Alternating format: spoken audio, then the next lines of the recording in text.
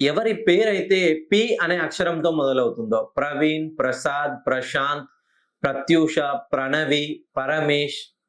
So వీళ్ళ జీవితం ఎలా ఉంటుందంటే ప్రతీదీ ఒక తేనె పూసిన కత్తి వలె ఉంటుంది. వీళ్ళకి కత్తి మీద సాము వలె వీళ్ళు ప్రతి విషయంలోనూ వాళ్ళలో వాళ్ళు మానసిక ఆందోళన చెందుతూ ప్రతిసారి ఒక యుద్ధం చేసి విజయం విజయం చేరుకున్నట్లుగా ఉంటుంది. చదువు విషయంలో వీరు అనుకున్నటువంటి చదువు చదవాలనుకుంటారు కానీ ఆర్థిక పరిస్థితుల వల్ల గానీ, ఏదైనా ఒక అనూహ్య కారణం వల్ల గానీ వీళ్ళు అనుకున్నటువంటి చదువు చదవలేకపోతారు.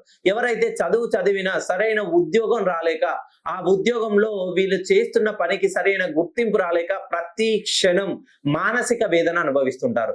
వీళ్ళు ఎంత కష్టపడ్డా గూడా ఆ కష్టానికి తగ్గట్టుగా ప్రతిఫలం అనేది ఉండదు.